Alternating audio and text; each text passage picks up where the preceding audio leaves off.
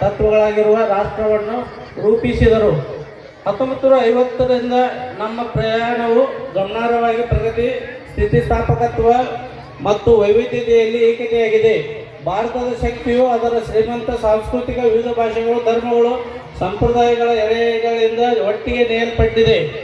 ನಮ್ಮ ವೈವಿಧ್ಯತೆ ದೌರ್ಬಲ್ಯವಲ್ಲ, ಇದು ನಮ್ಮ ದೊಡ್ಡ ಆಸ್ತಿ. ಇದು ಜಾಗತಿಕ ವೇದಿಕೆಯಲ್ಲಿ ನಮ್ಮನ್ನು ಅನನ್ಯಗೊಳಿಸುತ್ತದೆ. ಸತ್ತಂತಿಹರನ್ನು ಬಡಿಗೆ ಎಚ್ಚರಿಸು, ಕಚ್ಚಾಡುವರನ್ನು ಕೂಡಿಸಿ ಒಲಿಸು, ಹೊಟ್ಟೆಯ ಕಿಚ್ಚಿಗೆ ಕಣ್ಣೀರು ಸುರಿಸು, ಒಟ್ಟಿಗೆ ಬಾಳುವ ತೆರೆದಲ್ಲಿ ಹರಿಸು, ಮೂಡಲಿ ಮಂಗಳ ಮತಿಮತಿಯಲ್ಲಿ, ಕವಿ ಋಷಿ ಸಂತರ ಆದರ್ಶದಲ್ಲಿ ಸರ್ವೋದಯವಾಗಲಿ ಸರ್ವರಗೆ ಎಂಬ ರಾಷ್ಟ್ರಕವಿ ಕುವೆಂಪುರವರ ಕವನದಂತೆ ಕುದುರೆ, ಒಂಟೆ, ಕತ್ತೆ, ಆನೆಗಳು ಮನುಷ್ಯನಿಗಾಗಿ ಭಾರ ಹೊತ್ತಂತೆ ಭಾರತಕ್ಕೆ ವ್ಯಾಪಾರ ಮುಖವಾಡ ಧರಿಸಿಕೊಂಡು ಬಂದ ಪೋರ್ಚುಗೀಸರು, ಫ್ರೆಂಚರು, ಆಂಗ್ಲರು ಭಾರತೀಯರನ್ನು ತಮ್ಮ ವ್ಯವಹಾರದ ಕೂತಿಗೆ ತಕ್ಕಂತೆ ಕುಣಿಸುತ್ತಾ, ರಾಜ ಮಹಾರಾಜರುಗಳನ್ನು ತಮ್ಮ ತಕ್ಕಡಿಯ ತಾಳಕ್ಕೆ ಕುಣಿಸುತ್ತಾ, ಪ್ಲೇ ಕಾಲರಗಳನ್ನೇ ಸ್ವಲ್ಪ ಕಾಲ ಇದ್ದು ತಮಗೆ ಬೇಕಾದನ್ನು ದೋಚಿಕೊಂಡು ಹೋಗದೆ ಇಡೀ ಭರತ ಖಂಡವನ್ನೇ ತಮ್ಮ ಅಧೀನವನ್ನಾಗಿ ಮಾಡಿಕೊಂಡು ನೂರಾರು ವರ್ಷಗಳ ಕಾಲ ಭಾರತೀಯರನ್ನು ಆಳಿದರು. ಅಂದಿನ ರಾಜರ ಕಿವಿ ಸ್ವಾರ್ಥಿಗಳು, ಹೊಗಳ ಭಟರ ನಾಲಿಗೆಗೆ ಅಂಟಿ ಆಳುವರ ಕೈಗೊಂಬೆಗಳಾಗಿದ್ದರು. ಪ್ರಜೆಗಳು ಸಿಂಹಾಸನಕ್ಕೆ ಅಶೋಕ ಬರುತ್ತಾನೋ ಚಂಗೀಸ್ ಖಾನ ಬರುತ್ತಾನೋ ಎಂದು ಕಾಯುವ ಸ್ಥಿತಿ ಇತ್ತು. ನೂರಾರು ವರ್ಷ ಬ್ರಿಟಿಷ್ ಕತ್ತಲೆಯ ಸಾಮ್ರಾಜ್ಯದಲ್ಲಿ ಒಬ್ಬ ಸ್ವತಂತ್ರ ಸೂರ್ಯನ ಉದಯವಾಗಿರಲಿಲ್ಲ. ಕಾಲಚಕ್ರ ಉರುಳಿದಂತೆ ಭಾರತಾಂಬೆಯ ಉದರದಲ್ಲಿ ವೀರಾದಿ ವೀರರು, ಮಹಾವಿಭೂತಿ ಪುರುಷರ ಉದಯವಾಯಿತು. ಮಂಗಲ್ ಪಾಂಡೆ, ಭಗತ್ ಸಿಂಗ್, ಸುಖದೇವ್, ರಾಜ್ಗುರು, ಮಹಾತ್ಮ ಗಾಂಧೀಜಿ, ಸುಭಾಷ್ ಚಂದ್ರ ಬೋಸ್, ಲಾಲ್ ಬಾಲ್ಪಾಲ್, ಬಾಬಾ ಸಾಹೇಬ್ ಅಂಬೇಡ್ಕರ್, ಜವಾಹರ್ಲಾಲ್ ನೆಹರೂರಂತಹ ಅನೇಕ ದೇಶಭಕ್ತರು ಸ್ವತಂತ್ರಕ್ಕಾಗಿ ಹೋರಾಡಿದ ಫಲವಾಗಿ 1947 ಆಗಸ್ಟ್ 15ರಂದು ಸ್ವತಂತ್ರ ಸಿಕ್ಕ ನಂತರ ಈ ಭರತ ಖಂಡಕ್ಕೆ ತನ್ನದೇ ಆದ ಒಂದು ಆಡಳಿತ ವ್ಯವಸ್ಥೆಯ ಅವಶ್ಯಕತೆ ಇತ್ತು. ಅದಕ್ಕಾಗಿ ಡಾಕ್ಟರ್ ಬಾಬು ರಾಜೇಂದ್ರ ಪ್ರಸಾದ್ ಹಾಗೂ ಡಾಕ್ಟರ್ BR ಅಂಬೇಡ್ಕರ್ ಅವರ ಮುಂದಾಳತ್ವದಲ್ಲಿ ಸಂವಿಧಾನ ರಚನಾ ಕಾರ್ಯ ನಡೆಯಿತು. ಈ ದೇಶ ಕಟ್ಟುವ ಕಾಯಕದಲ್ಲಿ ಪಾಲ್ಗೊಂಡ ಮಹನೀಯರ ಪಟ್ಟಿಯನ್ನು ಸ್ಮರಿಸಿದರೆ ಹನುಮಂತನ ಬಾಲವಾಗುತ್ತದೆ. ಜಗತ್ತಿನ 190 ರಾಷ್ಟ್ರಗಳು ಭಿನ್ನ ವಿಭಿನ್ನ ಆಯ್ದುಕೊಂಡಿದ್ದರೂ ಕೂಡ ಭಾರತೀಯರಾದ ನಾವು ನಮ್ಮವರಿಗಾಗಿ ಆಯ್ದುಕೊಂಡದ್ದು ಪ್ರಜಾಪ್ರಭುತ್ವವೇ ಆಗಿದೆ. ನಾಡಿನ ಭವಿಷ್ಯಕ್ಕೆ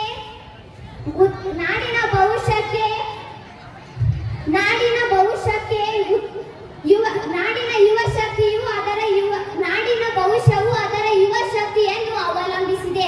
ಆ ಯುವ ಶಕ್ತಿಯೇ ಅದರ ಸಂಪತ್ತು. ಜ್ಞಾನ ಸಂಗ್ರಹದಿಂದ ಆ ಸಂಪತ್ತಿನ ಮಹತ್ವ ಅಧಿಕವಾಗುತ್ತದೆ. ಜ್ಞಾನವೇ ಪರಮ ಬಲ, ಅಜ್ಞಾನವೇ ದುರ್ಬಲತೆ. ಭೌತಿಕ ಸಂಪತ್ತು ಎಷ್ಟೇ ಪ್ರಮಾಣದಲ್ಲಿದ್ದರೂ ಕೂಡ ಜ್ಞಾನ ಹೊಂದಿಲ್ಲದಿದ್ದರೆ ಅದು ನಿಷ್ಪ್ರಯೋಜಕವಾಗುತ್ತದೆ. ಜ್ಞಾನ ಕಲ್ಪತರು ಕಾಮಧೇನು ಎಂಬಂತೆ ಲಭ್ಯವಾಗದ ವಸ್ತು ಇಲ್ಲ. ಅದೊಂದಿದ್ದರೆ ದಾಸನು ಈಶನಾಗುತ್ತಾನೆ. ನಾಡಿನ ಅಭ್ಯುದಯವಾಗಲಿ ವ್ಯಕ್ತಿಯ ಶ್ರೇಯಸ್ಸಾಗಲಿ ಈ ಪರಮ ಐಶ್ವರ್ಯವನ್ನು ಅವಲಂಬಿಸಿದೆ. ವರ್ತಮಾನದಲ್ಲಿ ಭಾರತೀಯರಾದ ನಾವೆಲ್ಲ ಜ್ಞಾನ, ವಿಜ್ಞಾನ, ತಂತ್ರಜ್ಞಾನ, ಕೃಷಿ, ಬಾಹ್ಯಾಕಾಶ, ನೌಕಾಯಾನ, ಕೃತಕ ಬುದ್ಧಿಮತ್ತೆ, ವೈದ್ಯಕೀಯ ಮುಂತಾದ ಕ್ಷೇತ್ರಗಳಲ್ಲಿ 3 ಅಡಿಯಿಂದ 6 ಅಡಿವರೆಗೆ ಬೆಳೆದಂತೆ ಅಭಿವೃದ್ಧಿ ಹೊಂದಿದ್ದೇವೆ. ಆರ್ಥಿಕ ಅಭಿವೃದ್ಧಿಯಲ್ಲಿ ಜಾಗತಿಕವಾಗಿ ಮೂರನೇ ಆರ್ಥಿಕ ಶಕ್ತಿಯಾಗಿ ಹೊರಹೊಮ್ಮುತ್ತಿದ್ದೇವೆ ಎಂದು ಹೇಳಲು ನನಗೆ ಅತೀವ ಸಂತೋಷವೆನಿಸುತ್ತದೆ.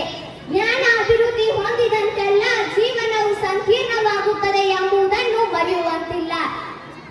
ದಾರಿಗಳು ಕವಲೊಡೆದ ಸ್ಥಳಗಳಲ್ಲಿ ಇಂದು ಜಗತ್ತು ಬಂದು ನಿಂತಿದೆ. ಪರಮಾಣು ಶಕ್ತಿಯನ್ನು ಬಳಸಿಕೊಂಡು ಭಸ್ಮಾಸುರನನ್ನಾಗಿ ಮಾಡಿಕೊಂಡು ತಾನೇ ಬೂದಿಯಾಗಬಹುದು. ಇದೇ ಶಕ್ತಿಯನ್ನು ಗಂಗೆಯನ್ನಾಗಿ ಮಾಡಿಕೊಂಡು ಬಾಳನ್ನು ಸಂಪತ್ತುಗೊಳಿಸುವ ಭಗೀರಥನಾಗಬಹುದು.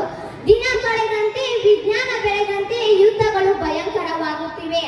ಮನುಕುಲ ಉಳಿಯಬೇಕಾದರೆ ರಾಷ್ಟ್ರೀಯ ಸಾರ್ವಭೌಮತ್ವಕ್ಕೆ ಭಂಗ ಬರದಂತೆ ದೇಶಾಭಿಮಾನವನ್ನು ಕಿತ್ತೊಗೆಯದೆ ರಾಷ್ಟ್ರಗಳ ಸಂಬಂಧವನ್ನು ಪುನರ್ ವ್ಯವಸ್ಥೆಗೊಳಿಸಬೇಕು. ಮನುಷ್ಯ ಕುಲ ಬದುಕಿದರೆ ಒಟ್ಟಿಗೆ ಬದುಕುತ್ತದೆ, ನಾಶವಾದರೆ ಒಟ್ಟಿಗೆ ನಾಶವಾಗುತ್ತದೆ. ಯಾವ ಒಪ್ಪಂದಗಳು ಯುದ್ಧಗಳನ್ನು ಮೃದುಗೊಳಿಸಬಾರದೋ, ಜಗತ್ತು ಒಂದು ಎಂಬ ಮನೋಭಾವ ಬೆಳೆಯದೆ ಮಾನವ ಕೋಟಿಯು ಉಳಿಯುವುದಿಲ್ಲ ಎಂಬ ಅರಿವು ನಮ್ಮ ಜಾಣ ಸ್ಮೃತಿ ಪಟಲ ಮರೆಯಬಾರದು. ದೇಶ ನನ್ನದು, ನನ್ನದು ನಾಡು ಎನ್ನದ ಮಾನವನಿಗೆ ಸುಡುಗಾಡು. ದೂರ ದೇಶಕ್ಕೆ ಹೋದ ಸಮಯದಲ್ಲಿ ತನ್ನ ನಾಡನ್ನು ನೆನೆ ರೂಪದ ಮಾನವನಿದ್ದರೇನು ಲೋಕದಲ್ಲಿ, ತಾವಿಲ್ಲವನ ನಾಕದಲ್ಲಿ ವೀರನಾಕದಲ್ಲಿ ಎಂಬ ಕವಿಯ ಆಶಯದಂತೆ ಭಾರತಾಂಬೆಯ ಮಕ್ಕಳಾದ ನಾವೆಲ್ಲ ದೇಶಾಭಿಮಾನದ ದಿವಿಗೆಗಳಾಗಿ ದೇಹಕ್ಕೆ ಅಂಟಿಕೊಂಡ ಹೊರಗಿನ ಧೂಳು ಕ್ರಿಮಿ ಕೀಟಗಳಿಂದ ರಕ್ಷಿಸುವ ಚರ್ಮದಂತೆ ದೇಶಾಭಿಮಾನವನ್ನಾಗಲಿ ತಾಯಿ ಭಾರತ ಮಾತೆಯ ಸೇವೆಯನ್ನಾಗಲಿ ನಾವು ಎಂದಿಗೂ ಬೆನ್ನುಗೊಡದೆ ಎದೆಗೊಡೋಣ, ದೇಶಭಕ್ತರಾಗೋಣ ಎಂದು ಹೇಳುತ್ತಾ ನನ್ನ ಮಾತುಗಳಿಗೆ ವಿರಾಮ ನೀಡುತ್ತೇನೆ. ಸಜ್ಜೋನು ಸುಖಿನೋ ಭವಂತು, ಸರ್ವ ಸಂತು ನಿರಾಮಯ. ಜೈ ಹಿಂದ್, ಜೈ ಭಾರತಾಂಬೆ.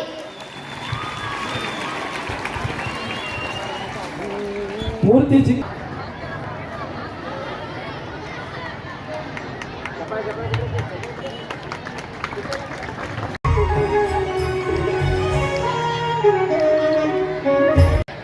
ನಮ್ಮ ದೇಶ ಸ್ವತಂತ್ರ ಆಗೋ ಪೂರ್ವದಲ್ಲಿ ಬ್ರಿಟಿಷರಿಗೆ ಹಿಂದೆ ಕಳಿಸ್ಬೇಕಂತೇಳಿ ನಮ್ಮನ್ನು ಸ್ವತಂತ್ರ ನಾಡು ಮಾಡ್ಬೇಕಂತೇಳಿ ಗಾಂಧೀಜಿಯ ನೇತೃತ್ವದಲ್ಲಿ ನೂರಾರು ಜನ, ಸಾವಿರಾರು ಜನ ಸ್ವತಂತ್ರವನ್ನು ಸಂಘಟಿಸಿದಂಥ, ಚಳವಳಿಗಳನ್ನು ಹುಟ್ಟಾಕಿದಂಥ ಎಲ್ಲ ಹುತಾತ್ಮ ಮನಸ್ಸುಗಳಿಗೆ ನನ್ನ ನಮಸ್ಕಾರಗಳನ್ನು ಹೇಳೋಣ. ಯಾಕೆ ಈ ಮಾತು ಹೇಳ್ತಾನಂದ್ರೆ, ಸ್ವತಂತ್ರ ಸಂಘಟನೆ ಬಹಳ ಅವಶ್ಯಕತೆ ಇತ್ತು, ಚಳವಳಿ ಅಗತ್ಯ ಇತ್ತು, ದೇಶಕ್ಕೆ ಸ್ವತಂತ್ರತೆ ಅಗತ್ಯ ಇತ್ತು. ಅದು 1947ರಲ್ಲಿ ಅವರೆಲ್ಲರ ಬಲಿದಾನ ತ್ಯಾಗದಿಂದ ನಾವು ಪ್ರಾಪ್ತ. ಅದರ ನಂತರ 2-3 ವರ್ಷ ನಾವು ಕೆಲಸ ಮಾಡಬೇಕಾಯಿತು. 1950ರಲ್ಲಿ ಸ್ವತಂತ್ರ ಭಾರತದಲ್ಲಿ ಈ ದೇಶಕ್ಕೆ ಒಂದೇ ಕಾನೂನು, ಈ ನಾಡಿಗೆ ನೀತಿ ನಿಯಮಗಳು ಬೇಕಾಗಿತ್ತು. ಬಾಬು ರಾಜೇಂದ್ರ ಪ್ರಸಾದ್ ಅವರ ಅಧ್ಯಕ್ಷತೆಯಲ್ಲಿ ಕರಡು ಸಮಿತಿ ಅಧ್ಯಕ್ಷರಾಗಿ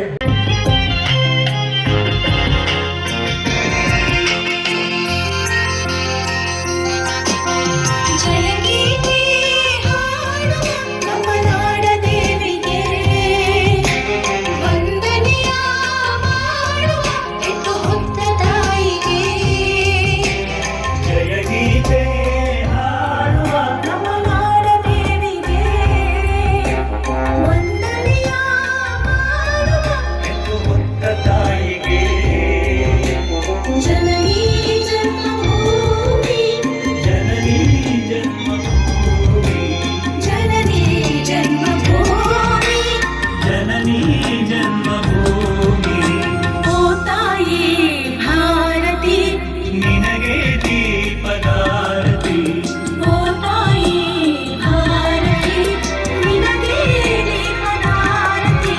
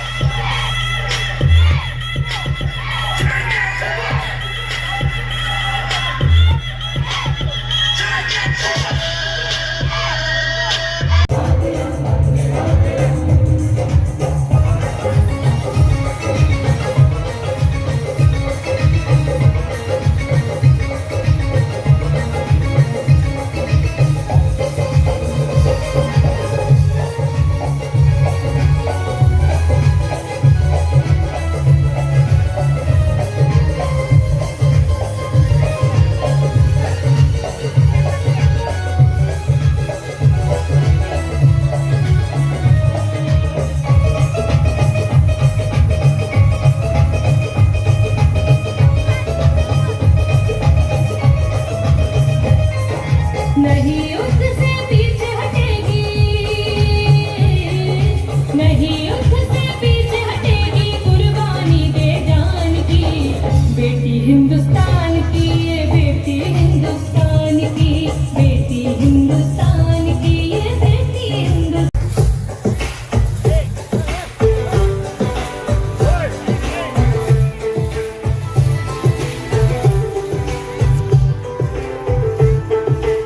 अभी कंगन खनकाती है और माधुरियाँ गाती है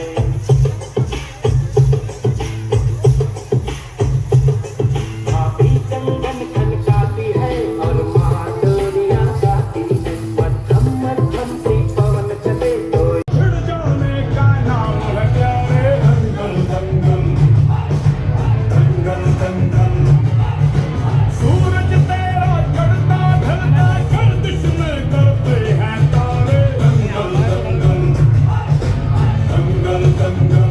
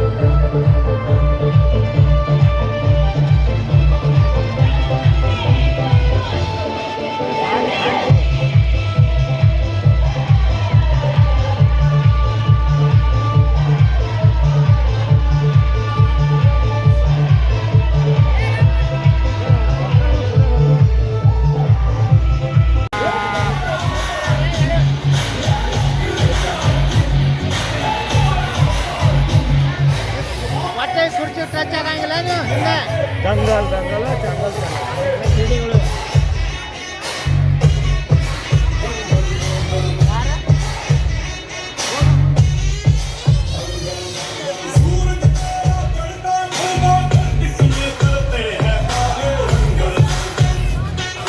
दंगल दंगल धड़कने आती है जब बच जाती है एक थप थपा उनको फिर जगह बात बन जाती है मामले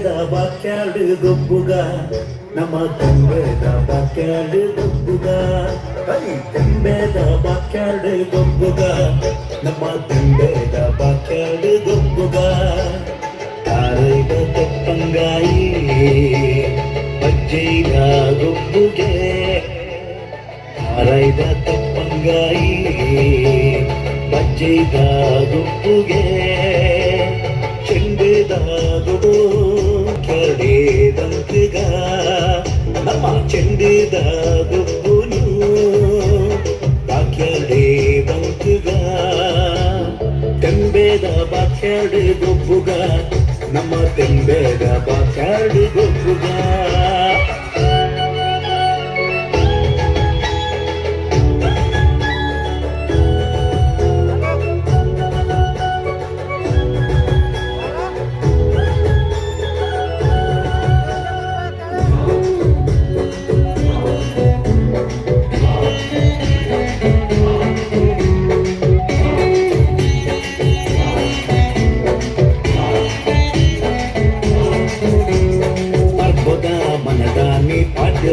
ದಿನದಾನಿ ಅರ್ಬುದ ಮನದಾನಿ ಪಾಠ್ಯದ ದಿನದಾನಿ ಜವನೇರೆ ಕೈ ತುಂಡು ಮಲ್ಲ ಮಲ್ಲ ಕಟ್ಟದ ಗುರಿ ಜವನೇರೆ ಕೈ ತುಂಡು ಮಲ್ಲ ಮಲ್ಲ ಕಟ್ಟದ ಗುರಿ ಉರಿಯ ಕೊಂಗೆ ಮೈಪೆ ಕಕ್ಕೆದೆದುರು ಸೈತೆ ಉರಿಯ ಕೊಂಗೆ ಮೈಪೆ ಕಕ್ಕೆದೆದುರು ಸೈತೆ ತೋರಿ ಮುಟ್ಟು ಪೊರ್ಲು ತೂಲೆ ಜೌನೆನ್ನ ಉಮೇದು ತೂಲೆ ಕೋರಿ ಮುಟ್ಟು ಪೊರ್ಲು ತೂಲೆ ಜೌನೆನ್ನ ಉಮೇದು ತೂಲೆ ತೆಂಬೇದ ಬಾಕ್ಯಾಡು ಗೊಬ್ಬುಗ ನಮ್ಮ ತೆಂಬೇದ ಬಾಕ್ಯಾಡು ಗೊಬ್ಬುಗ